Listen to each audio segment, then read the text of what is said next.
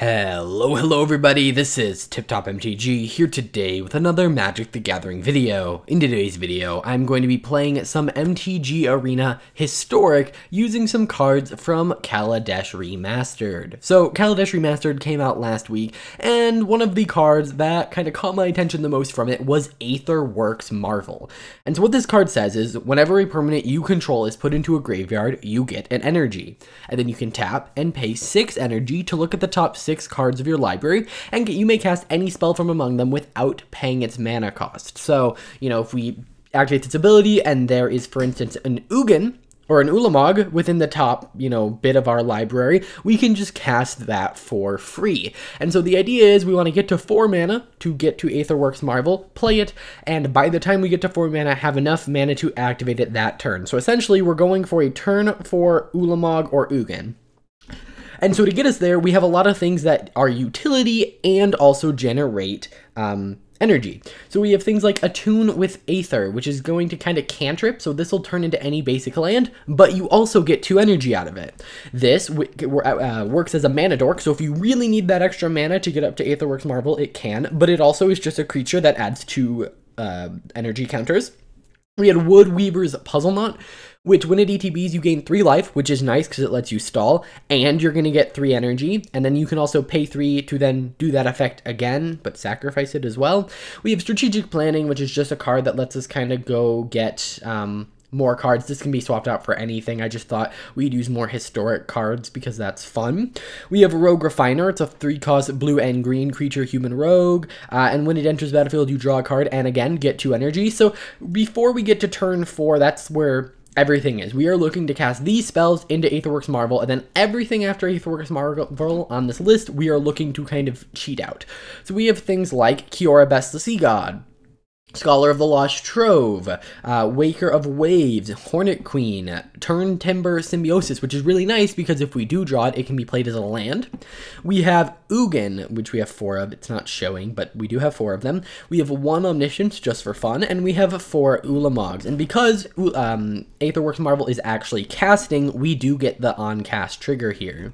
On top of that, another thing is an important land, that being Aether Hub, because it does generate energy counters for you. So the idea is turns 1 through 3 we're generating energy counters, and then turn 4 we cast Aetherworks Marvel and kind of just win the game there. So why don't we jump right into some gameplay? So what we're gonna do is we're gonna go over and just play in the traditional non-ranked queue, just to kind of see how this deck can do. I played a few games with it already, actually probably more than a few, but I have played a decent amount with it and it has been really fun to play. It is definitely, I wouldn't say meta, it's not meta, I don't know. Things are unknown at this point what the meta will turn out to be. I think it's a little too gimmicky, but at this point, like, this hand is really good, except if you don't really want to be drawing your expensive cards, which we have a lot of in the deck. So I don't know. I'm still kind of undecided on this deck.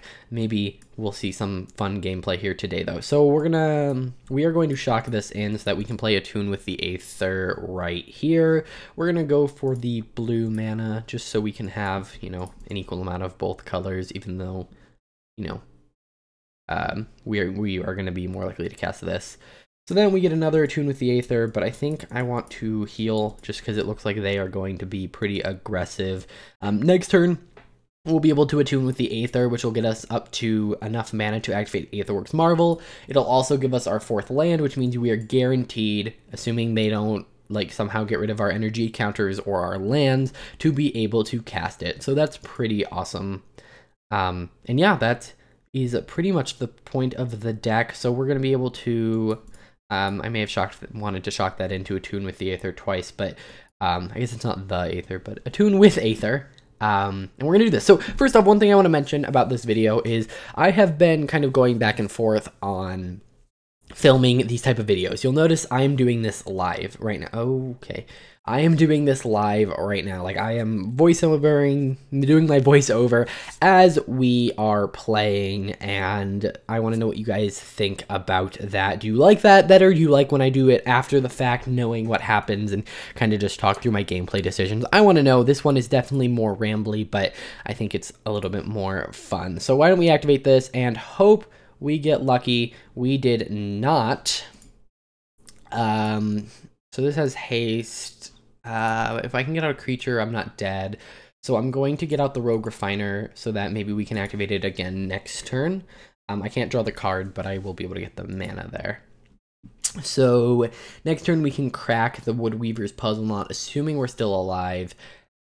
We're dead. Okay, so they can use their Nahiri to blow up Rogue Refiner and then just swing with. So yeah, we lost to a kind of equip big hammer to a creature deck. That's pretty fun.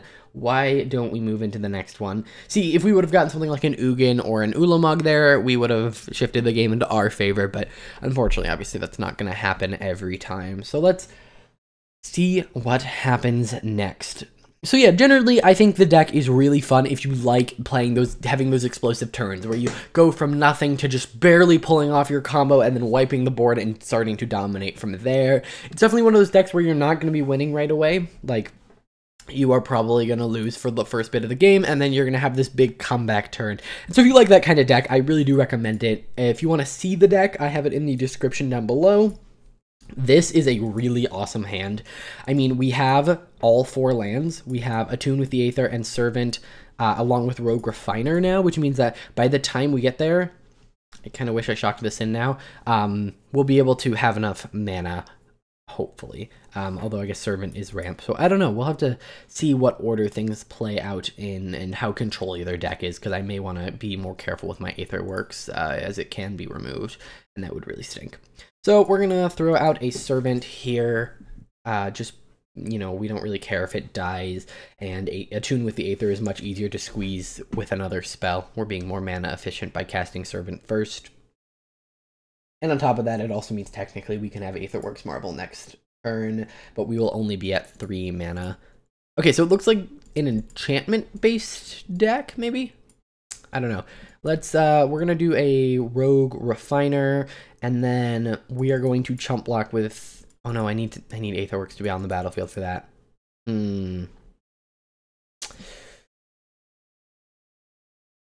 We are going to, okay. Yeah, so next turn we will be fine. We'll be able to cast Attune with Aether, which will get a basic land. And yeah, everything. We should be able to play Aetherworks Marvel. So we'll be at 5 energy at the beginning of the turn. If we draw a land that comes in untapped, I'll play it over Turn Timber just because I really don't want to shock this in.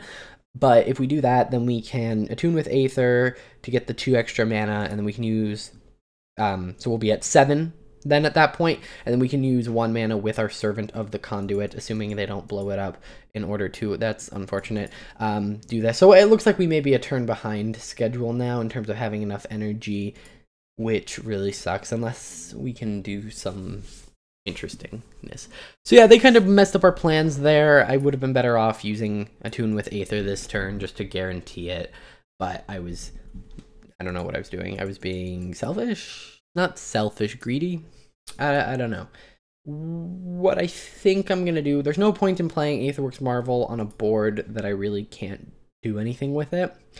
So what I think is the best move here is to play the Turn Timber Symbiosis tapped, and then Attune with Aether, and then chump block with Rogue Refiner next turn. So, yep, we have enough mana now. Unfortunately, we have an Ugin and an Ulamog, meaning our chances of hitting them are much lower. So that's kind of unfortunate. They are getting their combo pieces off, but 1 Ugin will just utterly destroy them. So let's hope we hit one of those, and even an Ulamog would be pretty bad for them as well. So we're going to cast the Aetherworks Marvel. I'm going to activate it, and we get an Ulamog. We are going to get rid of Daxo since the Tessin Champion. I don't really care too much about the Servant. So we essentially wipe their board, and we have a 10-10 that will kill them in 2 turns to milling. Actually, it's 3 turns. It's 3 turns to damage and milling, so. And it's getting exiled, which is unfortunate. However, for them, or like unfortunately for them, we have enough mana to both play the Puzzle Knot, which will give us 3 energy, but then we also have enough mana to sacrifice it, which not only heals us up a ton, but gains us a bunch of energy because of the Aetherworks Marvel, and allows us to activate it once again, and we are able to either choose an Ulamog or an Ugin. Now, the advantage to the Ugin is the... See, the Ugin's much easier to kill, so I'm going to go Ulamog because it lets us kind of exile both of these. They don't get to bring back anything or make our stuff cost more. I think there could have been an argument for Ugin there, but the fact that I'm going to have enough mana to activate Aetherworks Marvel again next turn, I think by allowing Servant to re-enter is probably a good deal. On top of that, I'm also just getting close to being able to, with the energy from Servant, just cast Ugin if I really do need it. So, yeah, I think we've won this game at this point. They can place a test and champion, they can chump block, but they're still going to get milled, so. Okay. Get to draw a card. They're clearly looking for answers here. I'm probably going to activate Aetherworks Marvel, even if it is... Actually, I don't have to spend mana to activate it. Aetherworks Marvel is an insane card. Just like, I don't have to spend any mana, and I just do this effect, which will... Yeah, we're just going to Ugin. And we need to -3 to get rid of everything of theirs. Yeah, okay, we win the game. Essentially, if you get Ugin or Ulamog down, there's a high chance you win unless your opponent can remove them within a turn. And Ugin and Ulamog both have that instant, you know, I'm going to exile things effect.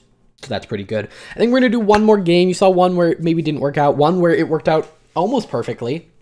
And now let's see what the third one is, and let's hope it's a win so I can finish my wins for the week.